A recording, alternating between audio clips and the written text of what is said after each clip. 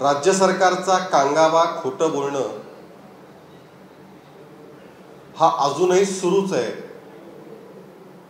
आणि धडधडीत खोटं बोलणं याचं नामकरण वेगळ्या शब्दात करायचं झालं तर ते महाविकास आघाडी सरकार म्हणजे ढळढळीत दणदणीत खणखणीत खोटं बोलणं असं नवीन नाव करावं लागणार.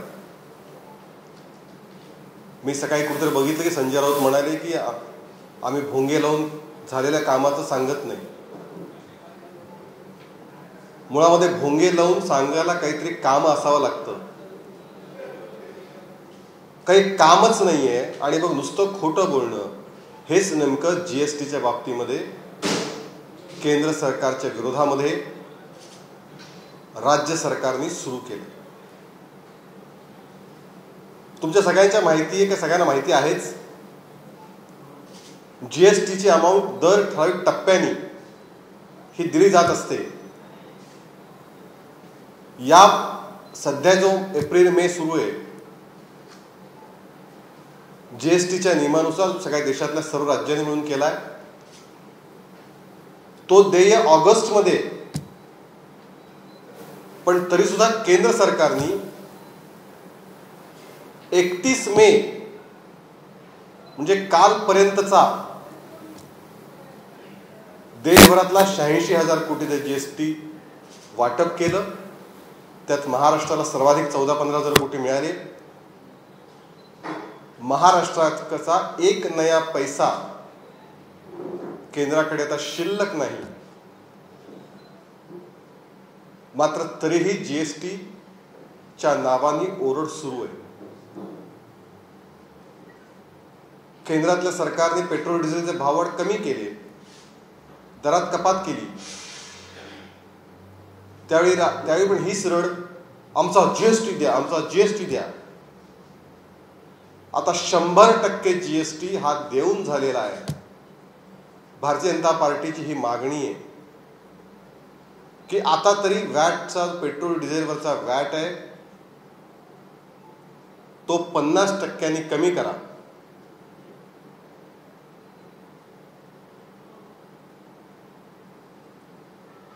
बंद खोलीमध्ये कधीच आश्वासन दिलं गेलं नाही अशा आश्वासनाचा कांगावा करत गेले 2-2.5 वर्ष केंद्राच्या नावाने केवळ कांगावा करून वेळ मारून देण्यापेक्षा आता 50% पेट्रोल डिझेलच्या भावात कपात करावी, जो व्हॅट आहे त्याच्यावरती. आता महाराष्ट्र हे देशातलं पहिलं राज्य आहे की ज्या राज्यामध्ये पेट्रोल डिझेलवरचा राज्याचा कर हा केंद्रापेक्षा अधिक आहे. म्हणजे केंद्राचा कर 19 रुपयाच्या आसपास पेट्रोल डिझेलवर आणि राज्याचा कर 29 रुपयाच्या आसपास.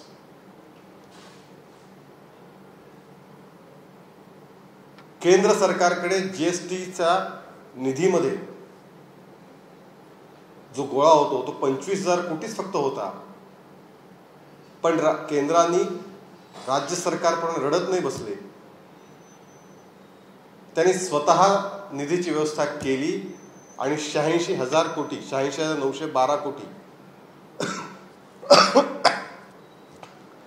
ही 31 मे 2022 पर्यंतची देऊन टाकली. त्यामुळे 1 जून आजच सुरू झाला आहे. त्यामुळे आत्ता सकाळपासून जी काही खरेदी विक्री सुरू झाली असेल तेवढाच जीएसटी बाकी असेल, पण 31 मे पर्यंतचा पूर्ण जीएसटी हा राज्य सरकारला मिळाला आहे. त्यामुळे भारतीय जनता पार्टी पुन्हा एकदा मागणी करते की पेट्रोल डिझेल जे राज्यात देशात सर्वाधिक आहे महाराष्ट्रामध्ये, त्याच्या वॅटमध्ये 50%ची कपात करावी आणि महाराष्ट्राला दिलासा द्यावा. आज एसटी कर्मचाऱ्याबद्दल मुख्यमंत्र्यांनी फार काळजी व्यक्त केली, एसटीचे 50पेक्षा अधिक लोक मृत्युमुखी आत्महत्या केल्या, त्यावेळी मुख्यमंत्री कुठे होते? त्यामुळे ज्यावेळी एसटीचा देशोधडी, आज एसटीचा कर्मचारी देशोधडीला लागला, त्यावेळी मुख्यमंत्री कुठे होते? त्यामुळे असे खोटे अश्रू दाखवण्यापेक्षा एसटी कर्मचाऱ्यांना खोटे अश्रू, महाराजांना खोटं आश्वासन आणि महाराष्ट्रातल्या जनतेला जीएसटी वरून खोटं बोलणं, हा एक कलमी कार्यक्रम राज्यातील महाविकास आघाडीचं सरकारचं सुरू आहे.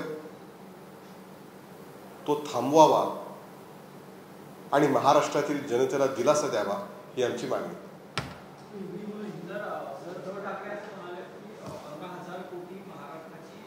माझी विनंती आहे, माझी महाराष्ट्र सरकारला विनंती आहे, त्यांनी त्यांचे अकाउंट्स दाखवावे.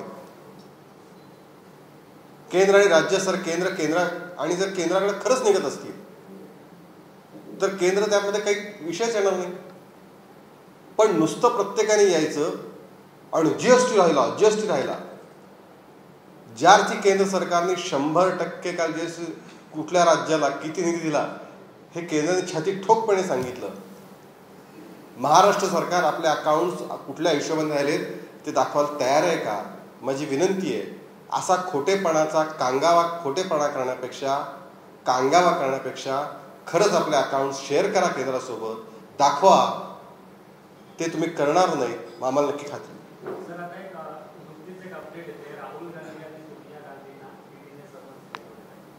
ठीक आहे ना?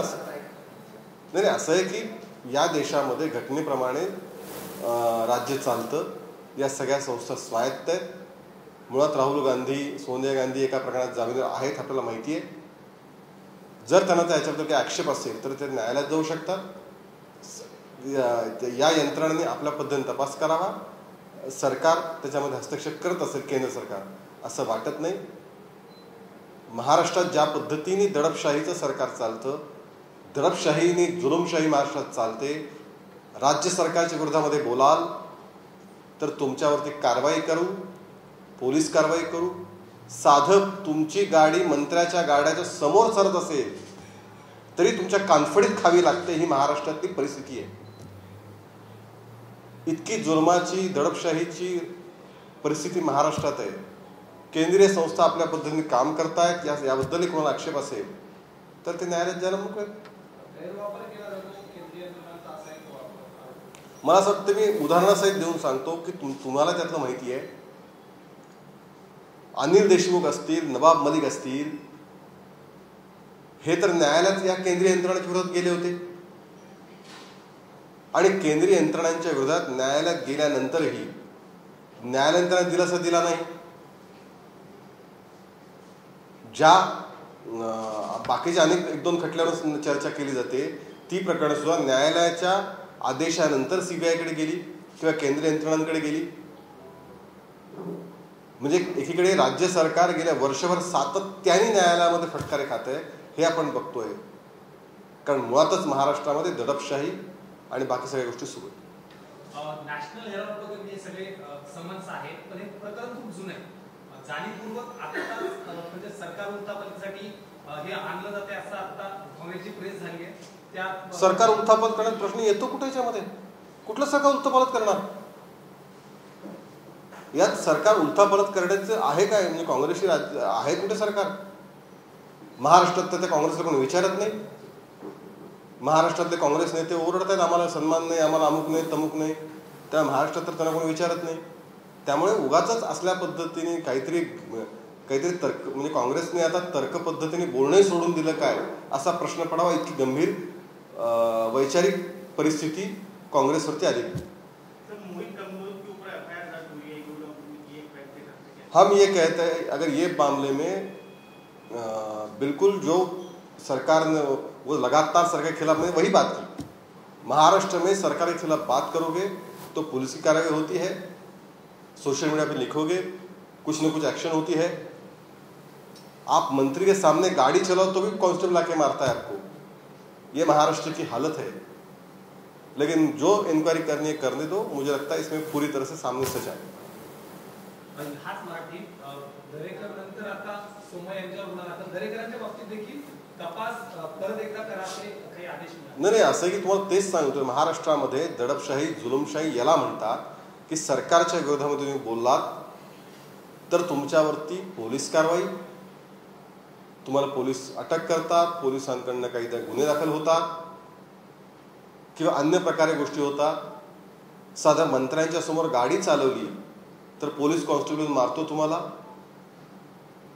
त्यामुळे इतकी भयानक परिस्थिती महाराष्ट्रात दडपशाहीची आहे आणि त्यामुळे या पद्धतीचे खटले आता मोहित कंबोज सरकारच्या विरोधात बोलतायत, बाकी लोक सरकारच्या विरोधात बोलतायत। पण आमचं म्हणणं आहे की अशा किती दडपशाहीला आम्ही सामोरं जाऊ, काही चिंता करणार नाही आणि सत्य समोर येईल, काही आम्हाला त्यात चिंता करायचं कारण नाही।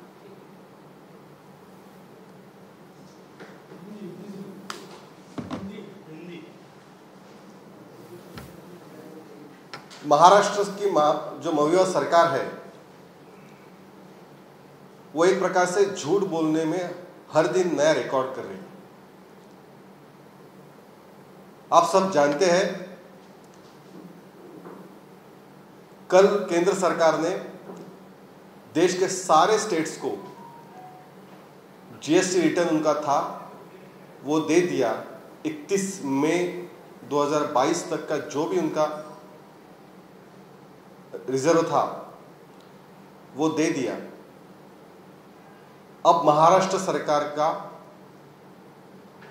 कोई भी शेष केंद्र के पास नहीं है। इसके बावजूद केंद्र ने हमारा जीएसटी दिया नहीं, केंद्र ने हमारा जीएसटी दिया नहीं, इस प्रकार का झूठा प्रचार मौजूदा सरकार कर रही है। हमारी ये मांग है कि इस प्रकार से झूठे बातें करने के बजाय महाराष्ट्र में पेट्रोल डीजल वैट में 50% की कटौती आप कर दीजिए। इस वक्त ना कि सिर्फ देश में सबसे ज्यादा पेट्रोल डीजल के दाम महाराष्ट्र में है, महाराष्ट्र में टैक्स के रेट भी केंद्र से ज्यादा है। महाराष्ट्र में स्टेट का टैक्स 29 रुपए है और राज्य स्टेट का टैक्स 29 रुपए है और केंद्र का 19 रुपए। तो महाराष्ट्र की जनता के लिए अब जीएसटी भी आ गया, केंद्र के पास एक पैसा भी आपका नहीं है।